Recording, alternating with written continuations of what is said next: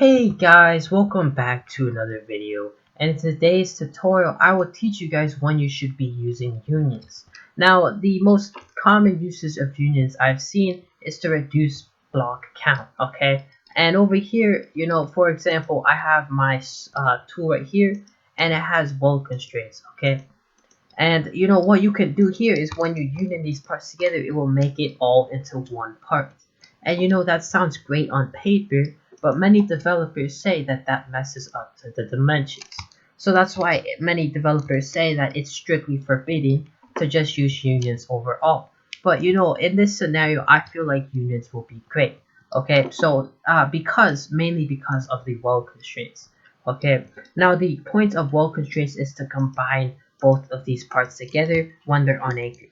Okay, because if we hold this tool in our hand and we didn't have weld constraints, right? We delete this and we don't have weld constraints and we hold the handle with our hand, and when we're playing the game, pretty much the tool's gonna fall apart because they're unanchored. And if we kept them anchored and we held the tool, that means that we won't be able to move around. We're gonna be stuck to the tool because the tool won't be able to be moved. Because anchored means it will be standing still and not be able to be interacted with. And so, with weld constraints, it makes it so these parts will stay together even if they're unanchored, right? That's why it says unanchored, and the tool's gonna stay together no matter what. Okay, so, at this scenario, I would say that using a unit would be smart. And so over here, I would combine it into one item, right? And over here, we got the diamond sword.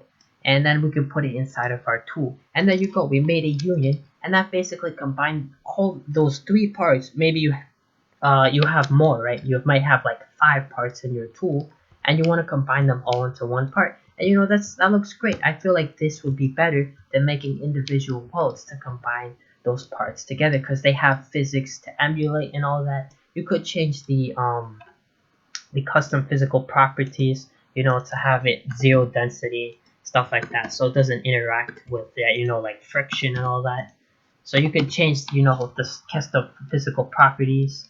That would solve that issue, but I feel like that would be that would still make it, because it's individual parts being welded together. Make the materials different. It's gonna change the entire thing, right? If we make this into neon, it's gonna change the top and the bottom to neon, which is like the only downfall with unions that I don't like. But that's alright. I feel like this overall would be better than having individual welds. And yeah, that's pretty much what I think. Like, it would be the best performance for unions. I wouldn't union parts together if they were circles, right? If I had a circle with this, and I somehow my hammer had a circle with it, because I wanted to add a circle to my hammer.